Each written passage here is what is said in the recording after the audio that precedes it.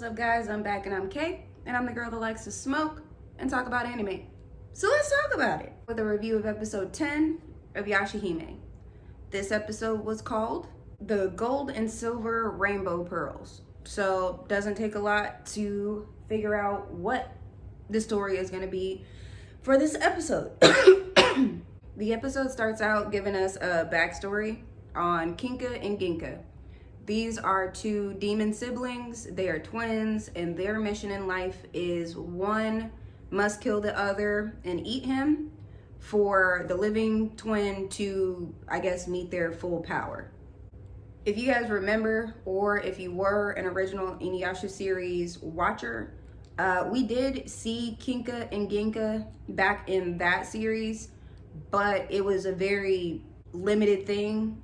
We didn't really go into the full details, but we did know that, they didn't like each other and one was meant to kill the other.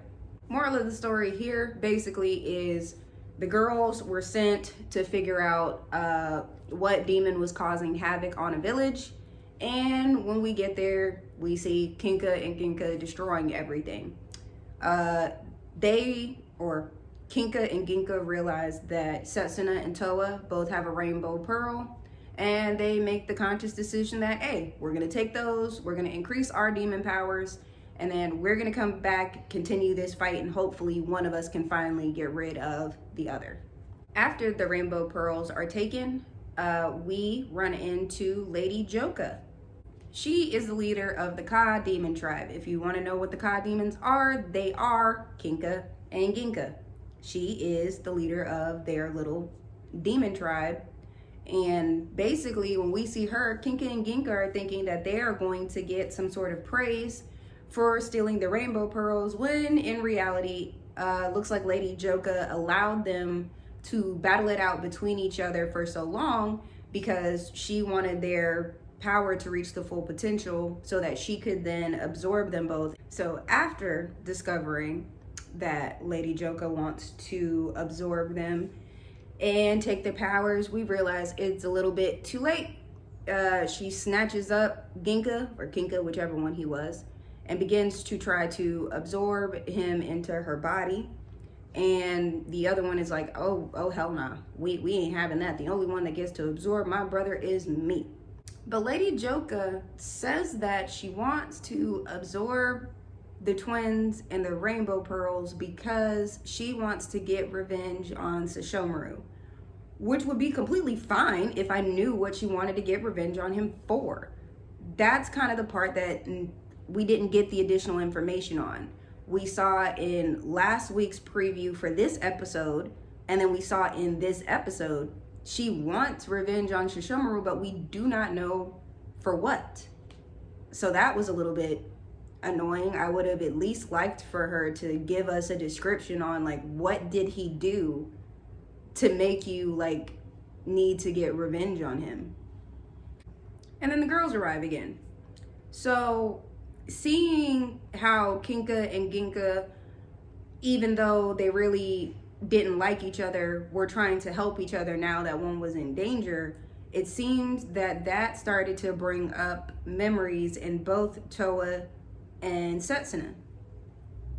Setsuna actually started to remember the fire when her and Toa were children.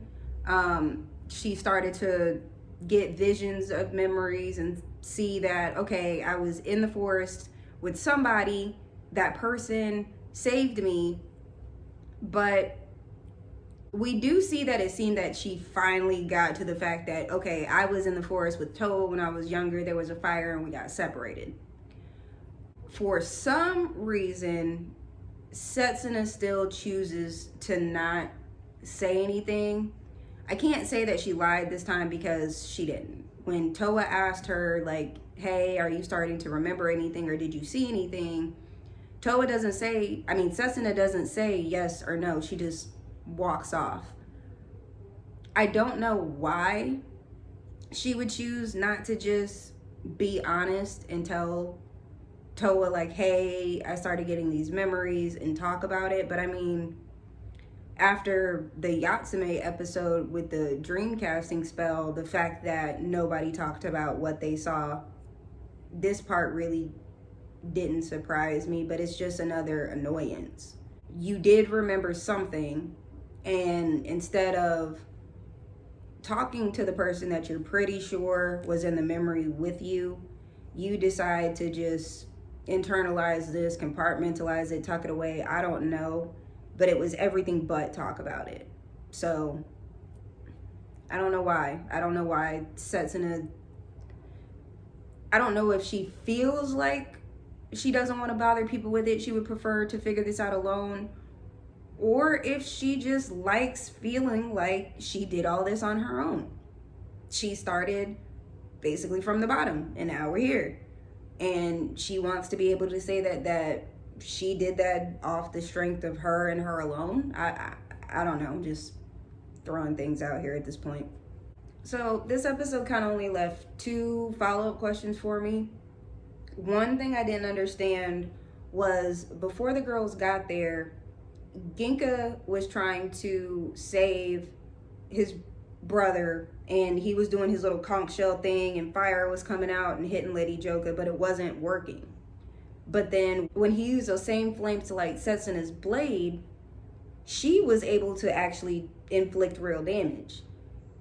Why did the flames not do anything to her when it was Ginka trying to hurt her, but basically tore her to shreds when it was Setsuna?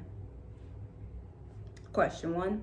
Question 2, of course, is just why Setsuna chose not to discuss with Toa what she saw, what she started to remember, and is she just choosing to figure this out on her own?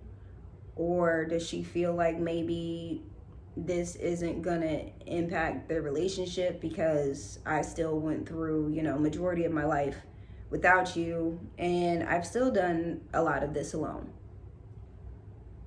I don't know. I hope that they end up talking about it. I want them to talk about it only for the sake of at least acknowledge that she was there for you at some point. She did play the big sister role for you at some point, and then something happened and y'all got separated. And that's what we need to, get a little bit more information on. Anyways, still nothing on what the girl saw when Yashahime cast the dream casting spell.